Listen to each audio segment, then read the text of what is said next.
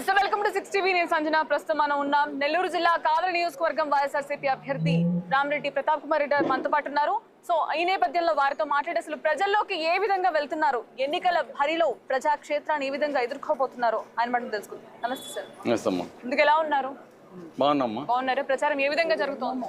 ఇక్కడ ప్రజలు మీరు చూస్తుంటేనే అర్థమవుతోంది ఏ విధంగా నిఘా జనాలు పెరుగుతున్నారో, అదేవిధంగా అక్క తెగమ్మగంతా కూడా ఏ విధంగా మాకు ఆహ్వానించి ఆహ్వానిస్తూ ఈరోజు జగనన్న ఈ రాష్ట్రానికి మరీ ముఖ్యమంత్రి మేము చేసుకోవాలని ఈరోజు ప్రజలంతా కూడా ఎదురు చూస్తున్నారమ్మా. అదేవిధంగా ఈరోజు ముఖ్యంగా ఏ ఇంటికి పోయినా కూడా గడప గడపకి మేము ఈరోజు జగనన్న ఇచ్చిన పథకాలు, సంక్షేమ పథకాలు ఏ విధంగా అందాయో వారు చెబుతూ ఉంటే నిజంగా చాలా సంతోషం వస్తుంది. ఎందుకంటే అక్క చెగమ్మగా అయితే ఈరోజు ముఖ్యంగా వాళ్ళ పిల్లలు చదువుకునే దానికి ఈరోజు ఎక్కడెక్కడ వారు ఇబ్బంది కాకుండా, ఆర్థికంగా బాధ కాకుండా మాకు జగనన్న 1వ తరగతి నుంచి అప్ టు ఇంజనీర్ గానో, డాక్టర్ గానో, లేదా ఇంకేదైనా ఉన్నత చదువుకునే దానికి కూడా ఆర్థిక భాగం కాకుండా ప్రతి ఒక్క విషయంలో కూడా జగనన్న మాకు తోడ్పాటు అందిస్తూ ఈరోజు మా బిడ్డకి ఈరోజు చదివిస్తా ఉన్నాడు. ఇంకా అంతకంటే మాకేం కావాలని ఒక పక్క అక్క చెగమ్మకి చెప్తాం. అంటే ఇంకొక పక్క అవ్వాతాత కావచ్చు, ముసలివారు కావచ్చు, వితంతువులు కావచ్చు, అదేవిధంగా దివ్యాంగులు కావచ్చు, వాళ్ళంతా కూడా ఈరోజు 1వ తారీఖు అయిందంటే మా తలుపు తట్టి మా వాలంటీర్స్ వచ్చి మాకు ఇంటి వద్దే ఈరోజు పెన్షన్ ఇచ్చిపోయే పరిస్థితి అని ఈరోజు వాళ్ళు చెప్పటం, ఇవన్నీ చూస్తుంటే జగనన్నని ఈరోజు ప్రజలు గుండెగా పెట్టుకొని ఈరోజు చూసుకుంటా ఉన్నారు.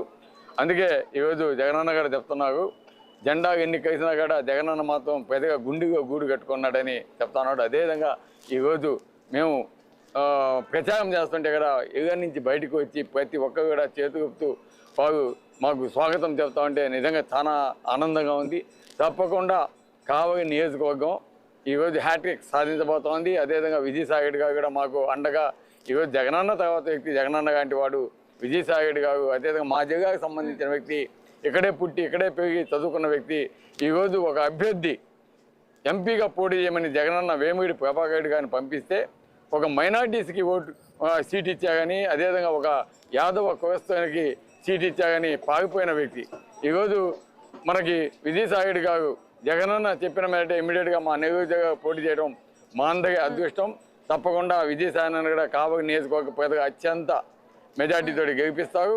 తప్పకుండా జగనన్న నీ రాష్ట్రానికి ముఖ్యమంత్రి చేసుకునే దానికి అందరూ కూడా సిద్ధంగా ఉన్నారని కూడా గత ఎన్నికలు చూసుకున్నట్టు ఈ ఎన్నికలు చాలా ప్రత్యేకం. ఇప్పుడు 3 పార్టీలు ఉమ్మడి పొత్తు ఉంది, ఇటు వైఎస్ఆర్సీపీ ఉంది. అసలు ఏ విధంగా పోటీ ఉండబోతోంది? అసలు ఒక్కటి ఆలోచించండి, 3 కాదు 10 మంది కలిసినా కూడా ఎందుకు కలుస్తున్నారు?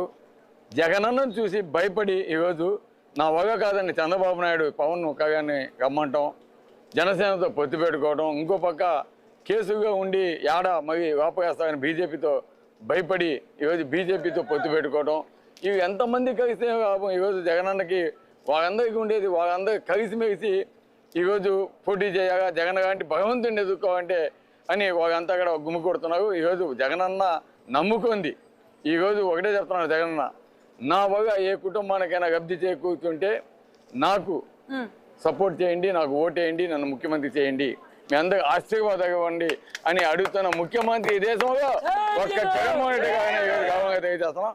కాబట్టి ఎవ్వరు ఎంతమంది వచ్చినా కుప్పగా వచ్చినా కూడా, ఎన్ని పార్టీ వచ్చినా కూడా జగన్ మాట కూడా అన్నారు, ఎలియన్స్ వల్ల అసలు పవన్ కళ్యాణ్ కి నోట్ కి కంట్రోల్ ఉండదు, పవన్ కళ్యాణ్ వల్ల ఎలియన్స్ వల్ల అసలు పార్టీకి ఒరిగేది కూడా లేదు అని కూడా మీరు కామెంట్ అన్నారు. దానిపై మీరు ఏమంటారు? అసలు పవన్ కళ్యాణ్ అనే వ్యక్తి సిన్సియర్గా ఏడైనా సీఎం కావాలని ఉందా?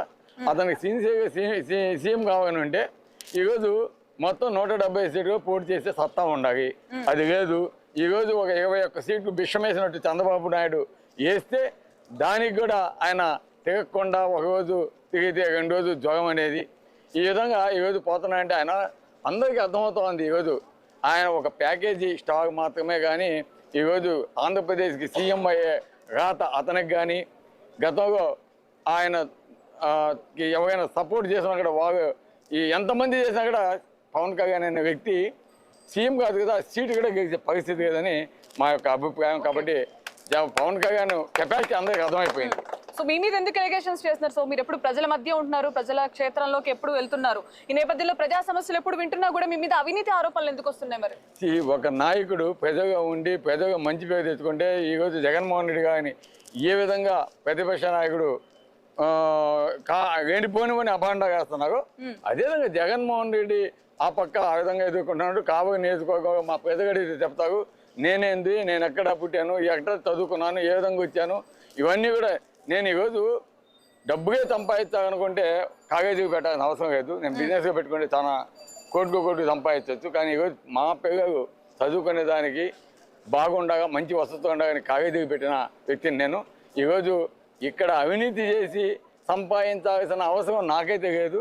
ఎందుకంటే మాకు బెంగళూరులో మాకు వ్యాపారాలు ఉన్నాయి. 1-2 ప్రాజెక్ట్ చేస్తే మాకు 100 కోట్లు వచ్చే పరిస్థితి ఉంది. కాబట్టి ఇక్కడ ప్రజలందరికీ కూడా తెలుసు నా గురించి. కాబట్టి అందుకే ఒక భయం, ఎక్కడ ప్రతాప్ గడికి మంచి పేరు వస్తుందా, ఎక్కడ కావని హ్యాట్రిక్ సాధించి మరి ఇంకా ఉన్నత పదవి తీసుకుంటాడా. కాబట్టి మనం ఏదో ఒక బురద, ఆ చదివే బురద మా మీద చదువుతూ వాళ్ళు చేసే అవినీతి అక్రమాలు చేసే అలవాటు ఉన్నాయి. కాబట్టి ఆ తెలుగుదేశం నాయకులు మా మీద చదువుతున్నారు. కానీ ఒకటి చెప్తున్నాము, వాళ్ళు ఎన్ని అభాండాలు వేసినా కూడా ఈరోజు మా యొక్క ధ్యేయం ఒకటే, కావలి నియోజకవర్గ అభివృద్ధి.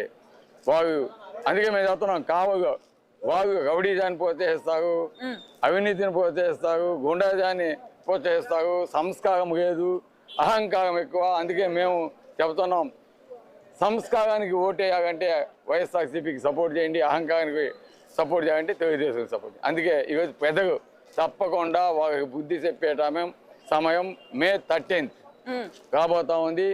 ఆ ఎలక్షన్స్ అయిన తర్వాత June 4th నా బర్త్డే కూడా, అదే షష్ఠి పూర్తి కూడా తప్పకుండా మా కావలి నియోజకవర్గ ప్రజలు మంచి మెజార్టీతో తప్పకుండా గెలుపుతారని.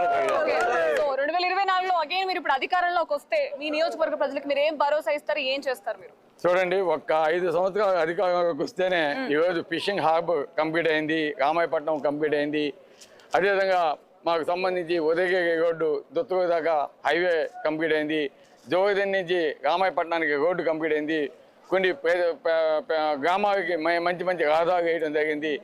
ఇంకా కొన్ని ప్రాజెక్ట్స్ మాకు ఉన్నాయి కంప్లీట్ చేయాల్సినవి.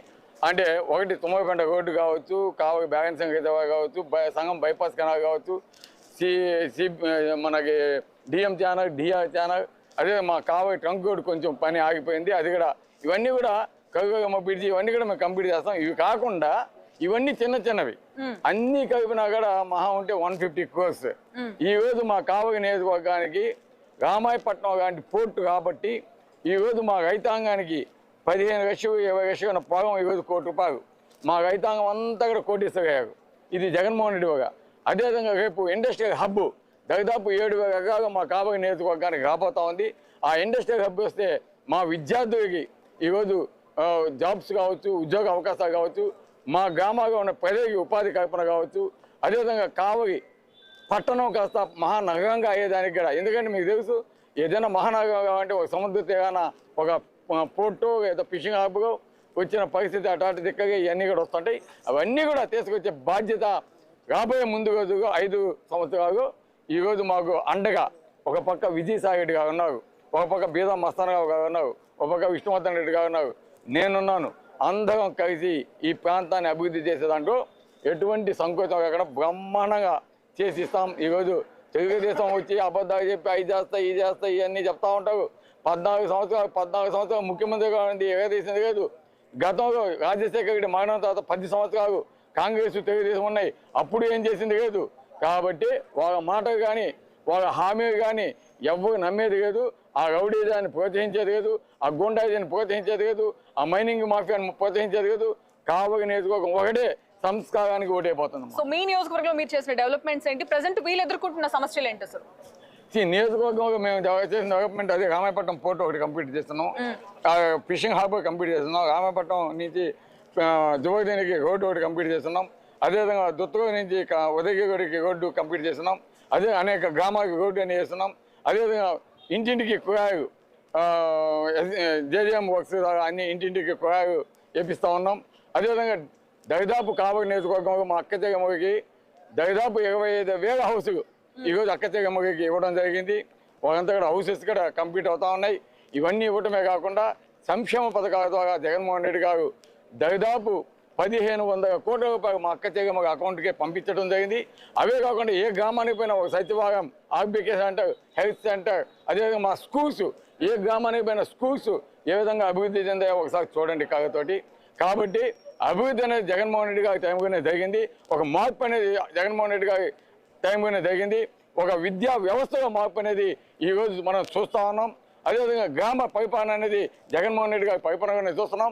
ఈరోజు ఏ రాష్ట్రంలో పోయినా ఎక్కడ పోయినా జగన్మోహన్ రెడ్డి గారిని ఉదాహరణ తీసుకొని జగన్ చేస్తే జగన్మోహన్ రెడ్డి గారు మనం కూడా చేయాలని అక్కడ ముఖ్యమంత్రి కూడా మాట్లాడటం నిజంగా చాలా గ్రేట్. కాబట్టి ఈరోజు జగనన్న చేస్తున్న ప్రత్యేకాలు Guinness book of world record కూడా సృష్టించబోతున్నాయి. 15 లక్షల మంది అద్దంకిగా వచ్చాకంటే, అదేవిధంగా కాబోయే దాదాపు 2.5 లక్ష సిద్ధం సభకు వచ్చాకంటే ఈరోజు అభిమానం ఏ విధంగా ఉందో ప్రజల నుంచి కాబోయే నియోజకవర్గం నుంచి కూడా ఒక్కసారి ఆ సిద్ధం సభ చూస్తేనే ఇక్కడ తెలుగుదేశంకి డిపాజిట్లు కూడా గగంతే పరిస్థితి ఈరోజు ఉందని కూడా తెలియజేస్తాం. సో వై నాట్ 175 తో నినాదంతో ముందుకెళ్తున్నారు. ఈ నేపథ్యంలో సంసిద్ధం అనే వైపు కూడా వార్ నడుస్తోంది. ఈ రోజు జగన్మోహన్ రెడ్డి గారు ఒకటే చెప్తున్నారు, వై నాట్ 175 తప్పకుండా 175 కొట్టాలా.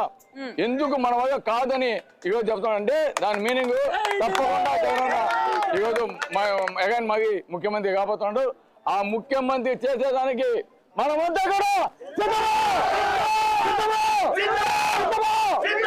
సో చివరిగా ప్రజలకు ఏం చెప్తారు? ఇప్పుడు ఓట్ల ఎలక్షన్స్ కి చాలా తక్కువ టైం ఉంది. ఈ నేపథ్యంలో మీ అభిమానులకే కావచ్చు, నియోజకవర్గ ప్రజలకే కావచ్చు, మీరు ఏం చెప్తారు? ఈ రోజు యాక్చువల్గా మేము గడిచిన ఒక సంవత్సరంగా దాదాపు 300 రోజులు గడపకి ప్రతి ఒక్క ఇంటికి మేము పోయి ఉన్నాం. ఒక ఆశీస్సు అందుకున్నాం. ఒక ఆప్యాయతగా ఆహ్వానించి హారతగిచ్చి ముగ్గు వేసి ఏ విధంగా ఆశీర్వదించావో మాకు తెలుసు. ఈరోజు ప్రత్యేకం మేము రోడ్డు మీద పోతుంటే అక్క జగమ్మంతా కూడా బయటకు రావటం, మా పెరుగు అంతా కూడా చదువుకుంటున్న పెరుగు జగనన్నకి ముఖ్యంగా ఇవంతా కూడా రేపు ఇది 24, 29, 34 వాటికంతా మా ఓటర్స్ అటువంటి అభిమానాన్ని చూపిస్తూ చేతులెత్తి ఈరోజు మాకు వారు ఇది చేయటం అదంతా చూస్తే మీకే అర్థమై ఉంటుంది. కాబట్టి ఈరోజు జగనన్న రాష్ట్రంలో ఒక విప్లవాత్మకమైన మార్పు తేబోతున్నాడు. 150 సీటు కాదు, 175కి 175 గెలబోతున్నాను. మొత్తానికి ఇంతకు ముందు మేము డెవలప్మెంట్ చేశాం. సో ఇప్పుడు కూడా డెవలప్మెంట్ కోరుకునే వాళ్ళు తిరిగి మళ్ళీ వైసీపీకి పట్టం కడతారని కూడా చెప్తున్న పరిస్థితి కనిపిస్తుంది.